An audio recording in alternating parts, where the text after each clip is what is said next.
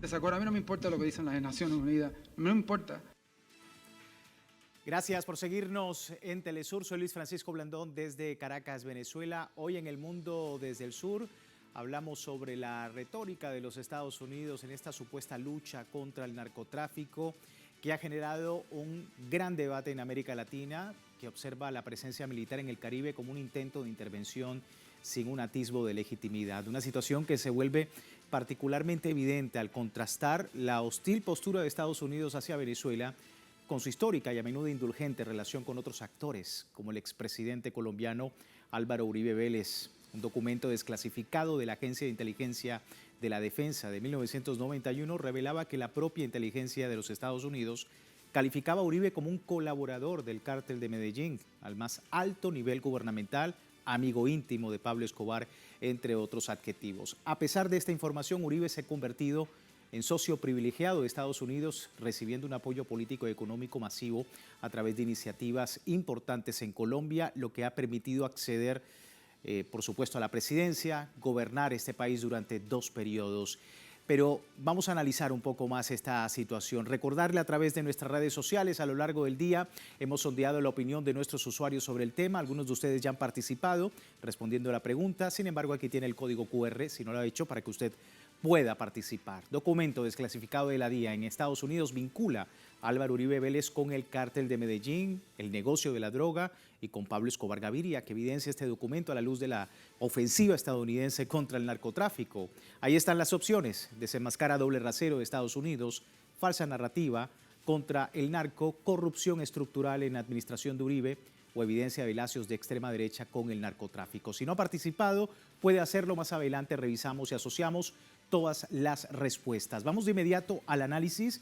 Me acompaña Álvaro Villarraga, politólogo, experto en temas de derechos humanos y temas de conflicto desde Bogotá, Colombia. Muchísimas gracias por tu tiempo con nosotros, Álvaro. Bienvenido nuevamente.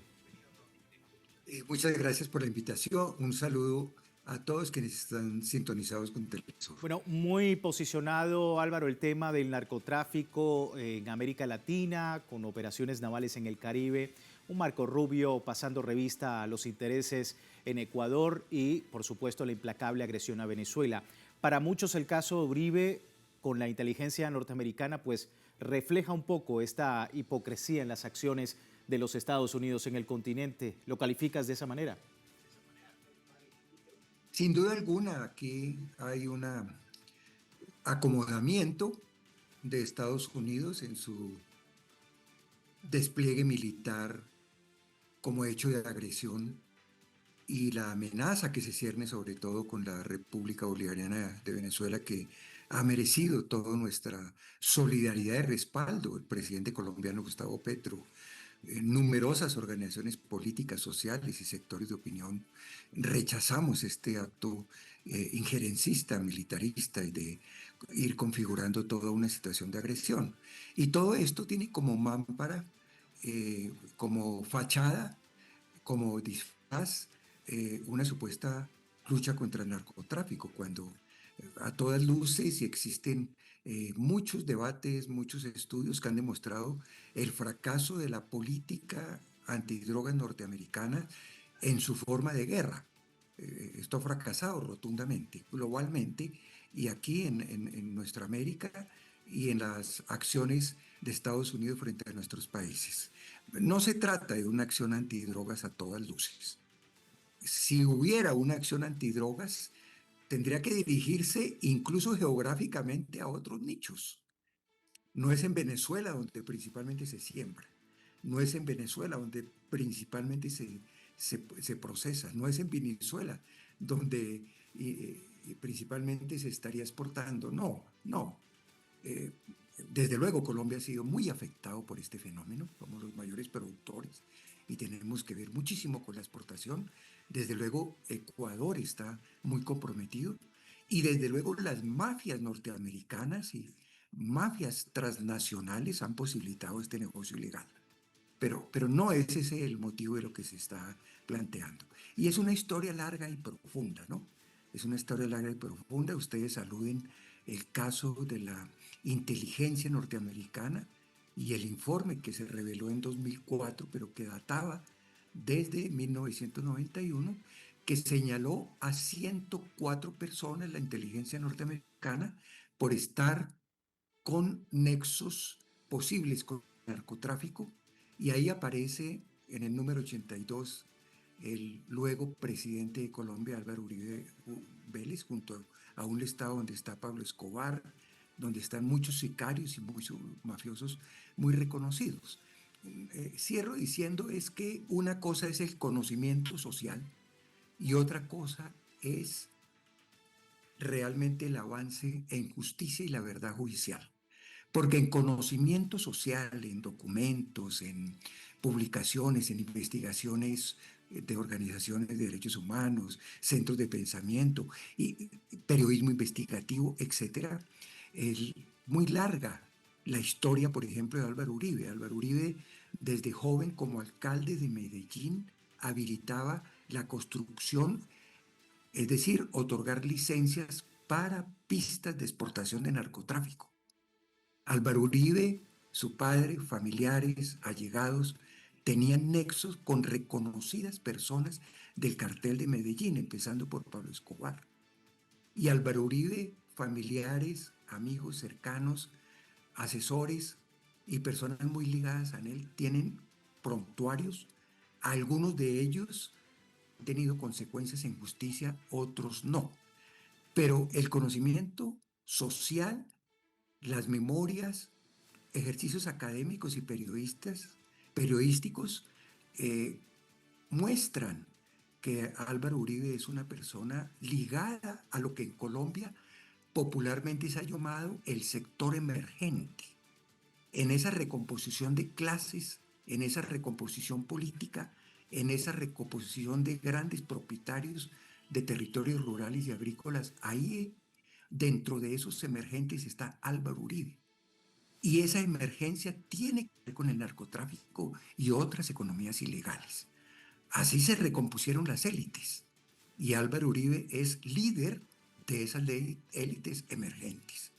Emergentes que significan de economías ilegales que lograron grandes reconformaciones territoriales de la propiedad, del peso político y del ascenso en las élites a quienes vienen de esas economías ilegales y de ese tipo de compromisos. Sí, por supuesto un Ligados ellos tema. a gobiernos norteamericanos y a políticas norteamericanas vigentes durante sucesivos gobiernos.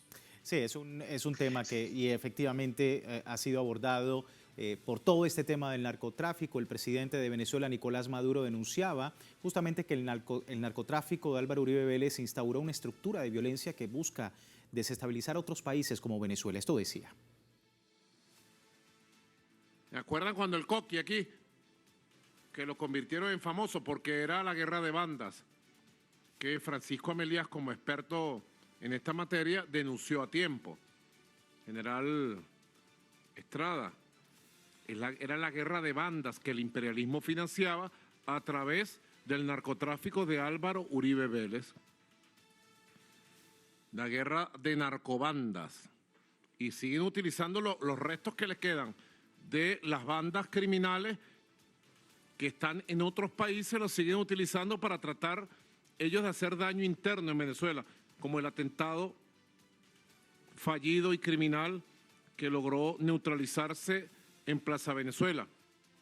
Ahí teníamos al presidente de Venezuela, Nicolás Maduro, sobre el tema. Álvaro, muchos se preguntarían por qué un aliado estratégico de los Estados Unidos, a pesar de tener pues, vínculos documentados con el narcotráfico y por la propia inteligencia de los Estados Unidos, ha sido apoyado y legitimado en Colombia. Y preguntarte precisamente por eso, porque los medios de comunicación obviamente han tenido el manejo en la opinión pública sobre este tema. ¿Cómo calificas tú la opinión pública y todo lo que se ha dado con referencia pues, a todos estos documentos sobre Álvaro Uribe Vélez? Sin duda alguna hay una incoherencia, hay una doble moral desde Estados Unidos, en tanto Colombia ha sido en gobiernos anteriores y por varias décadas un aliado privilegiado de Estados Unidos. Colombia ha permitido en gobiernos anteriores la instalación de bases militares. Colombia ha servido de territorios para acciones abiertas, legales y ilegales y encubiertas. En años no lejanos, en años recientes, en el territorio de La Guajira hubo 3 campamentos de adiestramiento de anteriores paramilitares que realizaron actos de sabotaje en la República Bolivariana de Venezuela. Y de Colombia, que tiene una guerra larga que está buscando superar, una tradición de contrainsurgencia, también ha habido una alianza muy fuerte, militar y de servicio a toda la geoestrategia norteamericana. Por eso hay un acomodamiento de conveniencia. Jamás ha habido una persecución a fondo de las mafias de narcotráfico en Estados Unidos a nivel transnacional. Sí ha habido algunos niveles de persecución en algunos países, como en el caso colombiano, pero que no logran superar el problema que en sus bases el consumo masivo en Estados Unidos, en Europa, el estímulo al consumo interno en nuestros países y las redes ilegales siguen existiendo sin una política coherente y eficaz norteamericana al respecto. Centroamérica, México, sigue Colombia, Ecuador, Perú y desde luego en mayor o menor medida afectados muchos países. Ahora también Uruguay, Argentina, Paraguay, Venezuela, sufren el flagelo de estas redes narcotraficantes. Pero a todas luces no hay una política coherente de Estados Unidos, ni la ha habido, para combatir estas redes y, en el fondo, para destruir estas circunstancias. No, ha sido una política pragmática donde tiene aliados en el poder, así como ha tenido desde décadas anteriores dictadores, personas inconsecuentes en sus mandatos con los derechos humanos, con los anhelos de soberanía y los derechos de las poblaciones. Así también ha tenido Estados Unidos, no solo en el continente americano, sino en otros continentes, gobiernos aliados a mafias, a redes transnacionales, pero que en determinado momento son funcionales a la política geoestratégica norteamericana. Eso explica cómo Álvaro Uribe, a pesar del amplísimo conocimiento social, amplísimas investigaciones y parcialmente investigaciones en justicia que han revelado sus nexos con estas mafias, sea tolerado por Estados Unidos. Porque hay alianzas también interesadas desde este gobierno que busca sectores de extrema derecha, políticas que están cobrando fuerza profascistas en nuestro subcontinente, con mucha fuerza en Europa y con mucha fuerza en Estados Unidos. Sí, justamente con esto quería cerrar, Álvaro, porque el caso Uribe no es nuevo, pero hay una alerta actualmente en el continente frente a un mayor escrutinio bajo esta primacía de los intereses geopolíticos de los Estados Unidos y no un genuino combate, como decíamos, al narcotráfico. ¿Se justifican estas preocupaciones a largo plazo? Por supuesto que hay una preocupación muy grande y siempre la ha habido en nuestro país y hay esfuerzos.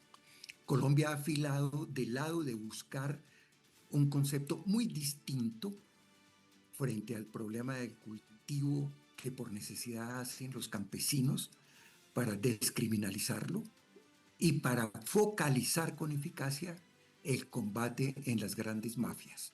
Colombia ha buscado en ese sentido una reformulación de las políticas contra el narcotráfico, haciendo eco y coincidiendo con otras voces en el contexto internacional de denuncia del fracaso de la política de guerra contra el narcotráfico, que ha sido más una política contrainsurgente, ha sido más una política de expansión, de dominio y de alianzas interesada desde el poder norteamericano y no coherente contra la lucha contra el narcotráfico como debe ser.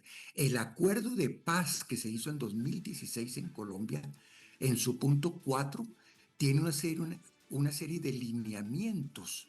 Hay amplísima concertación con comunidades de cultivadores hacia la sustitución de cultivos Y Colombia es un agente activo para buscar reformular las políticas en el concierto latinoamericano, en el concierto internacional y en el propio diálogo de pares en donde se respeten las soberanías y se intercambien posibles fórmulas. El presidente lo ha planteado en sus conversaciones, tanto con el presidente Biden como con los voceros del gobierno de la administración Trump, que se reformulen las políticas fracasadas, que se adopten políticas eficaces que no lo han sido, norteamericanas e internacionales, y que también se dejen claro otro tipo de situaciones que tienen que ver con las soberanías de las naciones, las autonomías, las defensas de las propias economías, etcétera, que están en este momento con un alto nivel de conflictividad con la actual política norteamericana. Se entiende el análisis, Álvaro. Muchísimas gracias por tu tiempo con nosotros y la audiencia.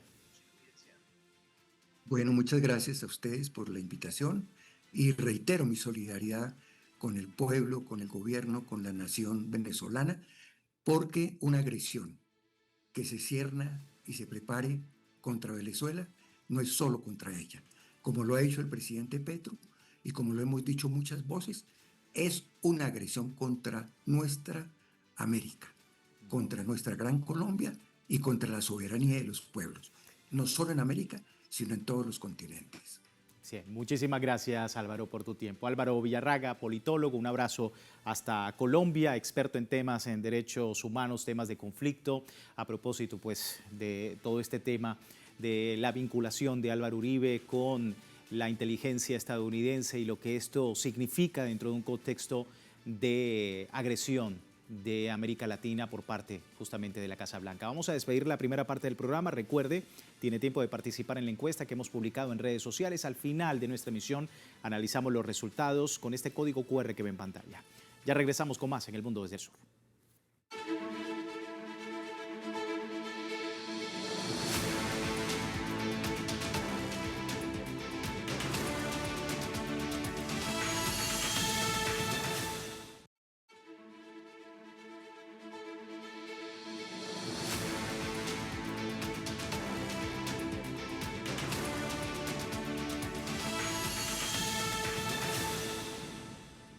Gracias por seguirnos en El Mundo desde el Sur. Hoy hablando de Colombia, la vinculación del expresidente Álvaro Uribe Vélez con el cártel de Medellín, que no es algo nuevo, según la declaración de un senador colombiano en 1993 ante la Embajada de los Estados Unidos.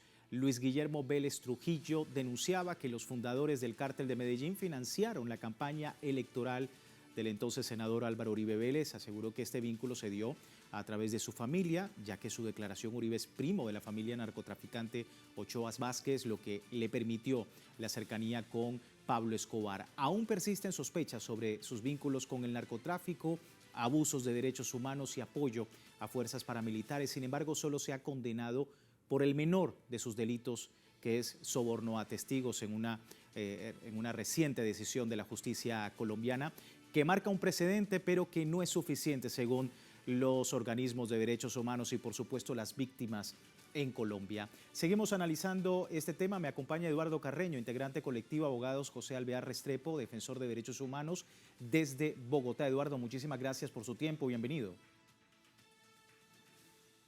Gracias, nuevamente, y un saludo cordial para la mesa de trabajo y para toda la audiencia.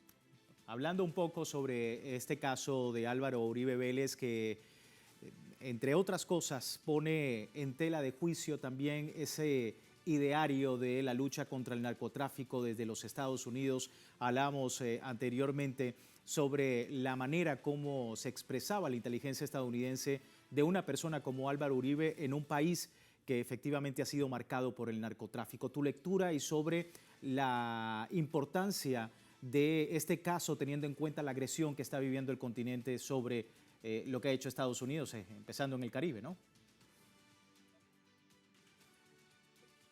Bueno, nosotros creemos que el caso de Álvaro Uribe hay suficientes elementos de prueba, tanto a nivel internacional como a nivel nacional, de las relaciones con el narcotráfico. Creo que Estados Unidos, en sus documentos desclasificados demuestra claramente cuál es la relación que ha tenido inicialmente con la familia Ochoa, con el señor Pablo Escobar, y precisamente por eso dentro de la desclasificación de esta información aparece como el narcotraficante 82. Sin embargo, Estados Unidos no ha sido coherente con una política de persecución, en este caso, contra el expresidente. Y por esa razón no se han solicitado extradiciones ni se han emitido órdenes de captura, etcétera, etcétera.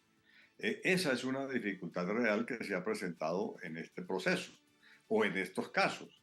Eh, en el caso del presidente, específicamente las investigaciones que contra él existen se tramitan o se gestionan por sus actuaciones dentro de la gobernación de Antioquia o por actuaciones en el Senado de la República o por sus actuaciones como presidente de la República, que tiene formas de investigación distintas. Es decir, o autoridades distintas son quienes lo pueden investigar y juzgar. En el caso particular de la gobernación de Antioquia, hay orden de investigarlo por las masacres de El Aro, de Ituango, La Granja, y por la ejecución de uno de los defensores de derechos humanos de la región, Jesús María Valle.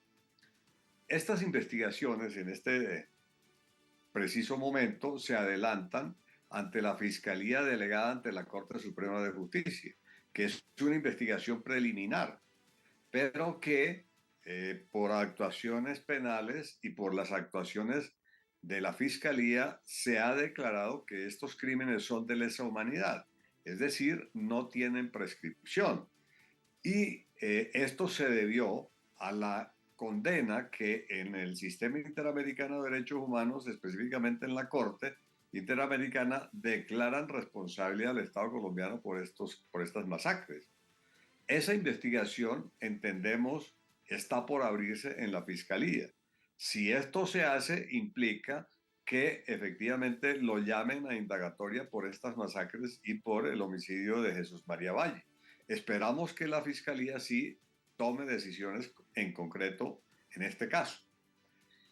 Un segundo enfoque tiene que ver con las investigaciones que contra él se adelantan siendo presidente de la República y que se traducen en las relaciones que se probaron en diferentes procesos por el caso de las interceptaciones ilegales, el uso de instrumentos de infraestructura del DAS para actividades ilegales en el caso del DAS.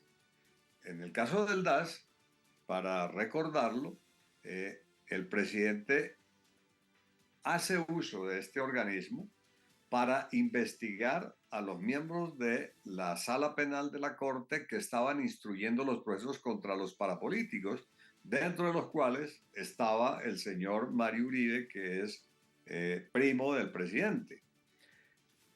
Y en estas actuaciones, la Corte ordena que se hagan las inspecciones judiciales al DAS y la Fiscalía efectivamente las realiza e incauta toda la documentación que se tenía en este caso. Ahí se demuestra que efectivamente este organismo del DAS estaba realizando estas investigaciones que eran ilegales contra quienes estaban investigando a los parapolíticos en la Corte, pero también se demuestra que investigaban ilegalmente a los políticos de oposición, a los miembros de organismos de derechos humanos, a periodistas independientes, y por esa razón se abren procesos judiciales contra funcionarios del DAS que terminaron esencialmente en sentencias condenatorias, sea por aceptación de cargos o por vencimiento en los juicios. Y ahí, específicamente en el caso del director del DAS, el señor Jorge Noguera, que es una persona de libre nombramiento y remoción del presidente de la República, él fue condenado a 14 años de prisión. Y ahí en la sentencia se ordena que se investigue a Álvaro Uribe Vélez por existir suficientes elementos de prueba que demostraban su responsabilidad. Pero esta investigación la adelanta la Comisión de Acusaciones de la Cámara de Representantes, que es un órgano político en donde los partidos liberales y conservadores y el Centro Democrático tienen la mayoría. Y por esa razón, esas investigaciones, como muchas otras, en las cuales hay pruebas y hay elementos para hacer las investigaciones y para juzgarlo, no se hace. Entonces, ahí en ese preciso caso estamos hablando de cerca de 200 procesos penales que deberían culminar con sentencias condenatorias. Este mecanismo de la investigación en la Cámara de Representantes son mecanismos simplemente de impunidad, son mecanismos de fueros especiales que están diseñados para que no funcionen.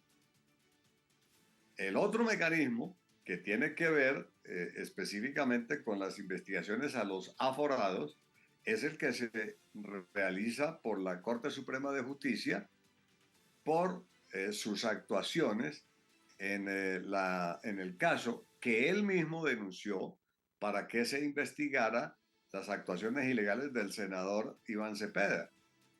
En este proceso es donde la Corte, al hacer seguimientos ordenados legalmente, al desclasificar información del mismo DAS, se dan cuenta que quien estaba delinquiendo era el presidente de la República.